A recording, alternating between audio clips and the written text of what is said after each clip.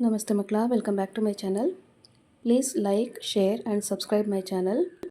ಮಕ್ಕಳ, ಇವತ್ತು ನಾವು 4ನೇ ತರಗತಿಯ ಕನ್ನಡದಲ್ಲಿ ಅಜ್ಜಿಯ ತೋಟದಲ್ಲಿ ಒಂದು ದಿನ ಈ ಒಂದು ಗದ್ಯ ಭಾಗಕ್ಕೆ ಸಂಬಂಧಪಟ್ಟಂತಹ ಅಭ್ಯಾಸ ಪ್ರಶ್ನೋತ್ತರಗಳನ್ನ ನೋಡ್ತಾ ಹೋಗೋಣ. ಫಸ್ಟ್ ಹೆಡಿಂಗ್ ನೋಡಿ, ಒಂದೊಂದು ವಾಕ್ಯದಲ್ಲಿ ಉತ್ತರ ಬರೆಯಿರಿ. ಪ್ರಶ್ನೆ 1, ಮಕ್ಕಳು ಎಲ್ಲಿಗೆ ಹೊರ ಸಂಚಾರ ಹೊರಟರು? ಉತ್ತರ, ಮಕ್ಕಳು ಕಿಶೋರನ ಅಜ್ಜಿಯ ತೋಟಕ್ಕೆ ಹೊರ ಸಂಚಾರ ಹೊರಟರು. ಪ್ರಶ್ನೆ 2, ಸಾಮಾನ್ಯವಾಗಿ ಹೊಲವನ್ನು ಯಾವುದರಿಂದ ಉಳುತ್ತಾರೆ? ಉತ್ತರ, ಸಾಮಾನ್ಯವಾಗಿ ಹೊಲವನ್ನು ನೇಗಿಲಿನಿಂದ ಉಳುತ್ತಾರೆ. ಪ್ರಶ್ನೆ 3, ಎರೆಗೊಬ್ಬರವನ್ನು ಯಾವುದರಿಂದ ತಯಾರಿಸುತ್ತಾರೆ? ಉತ್ತರ, ಎರೆಗೊಬ್ಬರವನ್ನು ಎರೆಹುಳುವಿನಿಂದ ತಯಾರಿಸುತ್ತಾರೆ. ಪ್ರಶ್ನೆ 4, ತೋಟದಲ್ಲಿ ಹೆಚ್ಚಾಗಿ ಯಾವ ಗೊಬ್ಬರವನ್ನು ಬಳಸುತ್ತಿದ್ದರು? ಉತ್ತರ, ತೋಟದಲ್ಲಿ ಹೆಚ್ಚಾಗಿ ಎರೆಗೊಬ್ಬರ, ಹಟ್ಟಿ ಗೊಬ್ಬರ, ಕೋಳಿ ಗೊಬ್ಬರವನ್ನು ಬಳಸುತ್ತಿದ್ದರು. ಪ್ರಶ್ನೆ 5, ಶೀಲಾ ಅಜ್ಜಿಯ ಮನೆಯ ಅಂಗಳದಲ್ಲಿ ಯಾವ ಯಂತ್ರವನ್ನು ನೋಡಿದಳು? ಉತ್ತರ, ಶೀಲಾ ಅಜ್ಜಿಯ ಮನೆಯ ಅಂಗಳದಲ್ಲಿ ಗದ್ದೆ ಉಳುವ ಯಂತ್ರವನ್ನು ನೋಡಿದಳು.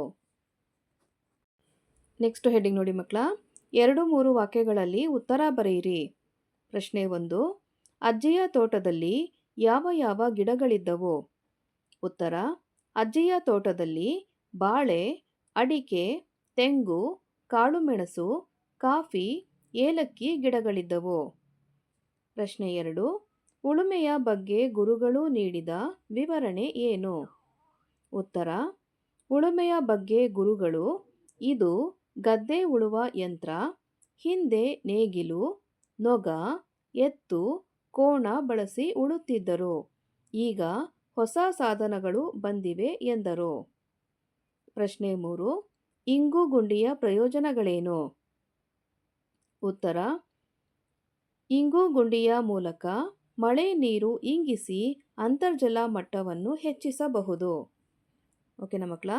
ಇಂಗು ಗುಂಡಿಯ ಮೂಲಕ ಮಳೆ ನೀರನ್ನು ಇಂಗಿಸಿ ಅಂತರ್ಜಲ ಮಟ್ಟವನ್ನು ಹೆಚ್ಚಿಸಬಹುದು. ಓಕೆ, ನೆಕ್ಸ್ಟ್ ಹೆಡಿಂಗ್ ನೋಡಿ, ವಾಕ್ಯದಲ್ಲಿ ಬಿಟ್ಟಿರುವ ಸ್ಥಳಕ್ಕೆ ಸರಿಯಾದ ಪದವನ್ನು ತುಂಬಿರಿ. ಮೊದಲನೇ ಬಿಟ್ಟ ಸ್ಥಳ, ಕಿಶೋರನ ಅಜ್ಜಿಯ ಮನೆ ಡ್ಯಾಶ್ ತಪ್ಪಲಿನಲ್ಲಿದೆ. ಉತ್ತರ, ಮಲೆನಾಡ. ಕಿಶೋರನ ಅಜ್ಜಿಯ ಮನೆ ಮಲೆನಾಡ ತಪ್ಪಲಿನಲ್ಲಿದೆ. ಬಿಟ್ಟ ಸ್ಥಳ 2, ಮನೆಯ ಹಿಂದಿನ ಗುಡ್ಡದಲ್ಲಿ ಡ್ಯಾಶ್ ತೋಟಗಳಿವೆ. ಉತ್ತರ, ಅಡಿಕೆ. ಮನೆಯ ಹಿಂದಿನ ಗುಡ್ಡದಲ್ಲಿ ಅಡಿಕೆ ತೋಟಗಳಿವೆ. ಬಿಟ್ಟ ಸ್ಥಳ 3, ಮಳೆಯ ನೀರನ್ನು ಡ್ಯಾಶ್ ಮೂಲಕ ಇಂಗಿಸುತ್ತೇವೆ. ಉತ್ತರ, ಇಂಗು ಗುಂಡಿಗಳ. ಮಳೆಯ ನೀರನ್ನು ಇಂಗು ಗುಂಡಿಗಳ ಮೂಲಕ ಇಂಗಿಸುತ್ತೇವೆ. ಬಿಟ್ಟ ಸ್ಥಳ 4, ಅಜ್ಜಿ ಎಲ್ಲರಿಗೂ ಡ್ಯಾಶ್ ಹಂಚಿದರು. ಉತ್ತರ, ಕೋಕೋ ಹಣ್ಣು. ಅಜ್ಜಿ ಎಲ್ಲರಿಗೂ ಕೋಕೋ ಹಣ್ಣು ಹಂಚಿದರು. ನೆಕ್ಸ್ಟ್ ಹೆಡ್ಡಿಂಗ್ ನೋಡಿ ಮಕ್ಕಳ, ಹೊಂದಿಸಿ ಬರೆಯಿರಿ. ಆ ಪಟ್ಟಿಯಲ್ಲಿರುವಂತಹ ಮಾಹಿತಿಯನ್ನು ಆ ಪಟ್ಟಿ ಜೊತೆಗೆ ಹೊಂದಿಸ್ಕೋಬೇಕಾಗತ್ತೆ. ಮೊದಲನೇದಾಗಿ ಎರೆಹುಳು. ಎರೆಹುಳುವಿಗೆ ಸರಿಯಾದ ಉತ್ತರ ರೈತನ ಮಿತ್ರ. ಓಕೆನಾ? ಎರೆಹುಳು ರೈತನ ಮಿತ್ರ. ಕೋಕೋ, ಇದಕ್ಕೆ ಸರಿಯಾದ ಉತ್ತರ ಚಾಕೊಲೇಟು.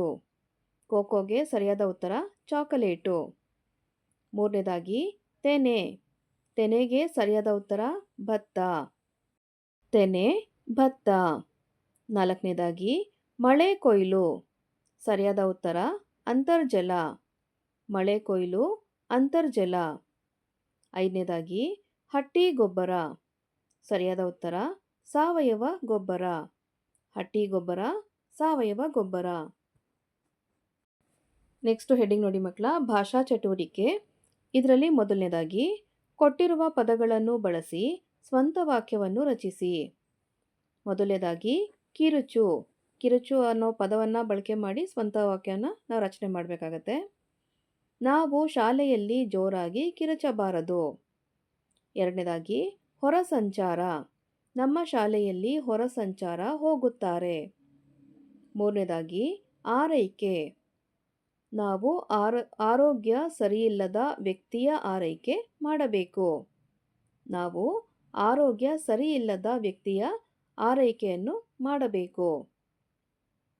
4ನೇದಾಗಿ ಹುಲುಸಾಗಿ. ನಮ್ಮ ಹೊಲದಲ್ಲಿ ತೊಗರೆ ಹುಲುಸಾಗಿ ಬೆಳೆದಿದೆ.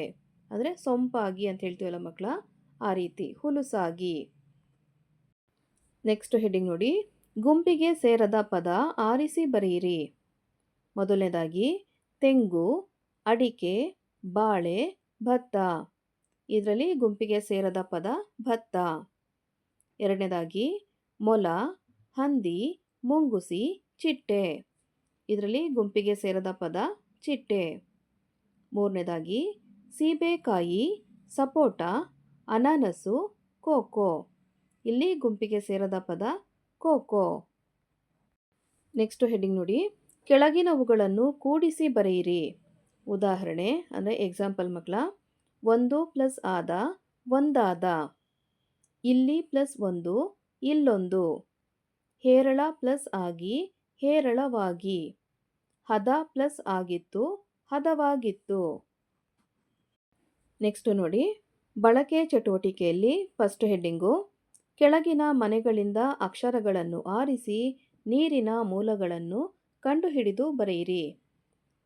ಕೆಳಗಿನ ಮನೆ ಅಂತ ಹೇಳಿದ್ರೆ ನೀವು ಅದನ್ನು ಟೆಕ್ಸ್ಟ್ ಬುಕ್ಕನ್ನು ರೆಫರ್ ಮಾಡಿ ಮಕ್ಕಳ. ಉತ್ತರವನ್ನು ಮಾತ್ರ ನಾನು ಇಲ್ಲಿ ಹೇಳ್ತಾ ಇದ್ದೇನೆ.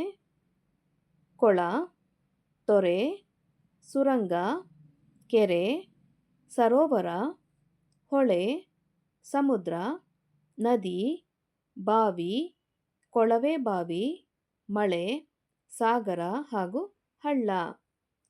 ಅಲ್ಲಿರುವಂತಹ ಮನೆಗಳನ್ನ ನೀವು ಮಾರ್ಕ್ ಮಾಡ್ತಾ ಹೋದರೆ ಈ ಎಲ್ಲ ಪದಗಳು ನಿಮಗೆ ಸಿಗ್ತಾ ಹೋಗುತ್ತೆ ಮಕ್ಕಳ. ಓಕೆನಾ ಮಕ್ಕಳ? ಇಲ್ಲಿಗೆ 4ನೇ ತರಗತಿಯ ಕನ್ನಡದಲ್ಲಿ ಅಜ್ಜಿಯ ತೋಟದಲ್ಲಿ ಒಂದು ದಿನ ಈ ಒಂದು ಗದ್ಯಭಾಗಕ್ಕೆ ಸಂಬಂಧಪಟ್ಟಂತಹ ಎಲ್ಲ ಅಭ್ಯಾಸ ಪ್ರಶ್ನೋತ್ತರಗಳು ಮುಕ್ತಾಯಗೊಂಡಿವೆ. ಈ ಒಂದು ವಿಡಿಯೋ ನಿಮಗೆ ಇಷ್ಟ ಆದಲ್ಲಿ ದಯವಿಟ್ಟು ನಮ್ಮ ಚಾನಲ್ನ ಲೈಕ್ ಮಾಡಿ, ಶೇರ್ ಮಾಡಿ, ಸಬ್ಸ್ಕ್ರೈಬ್ ಮಾಡಿಕೊಂಡು ನಾವು ಹಾಕುವಂಥ ಎಲ್ಲ ವಿಡಿಯೋನ ನೋಡ್ತಾ ನಮ್ಮನ್ನು ಎನ್ಕರೇಜ್ ಮಾಡ್ತಾ ಹೋಗಿ ಮಕ್ಕಳ. Thank you for watching. Bye bye.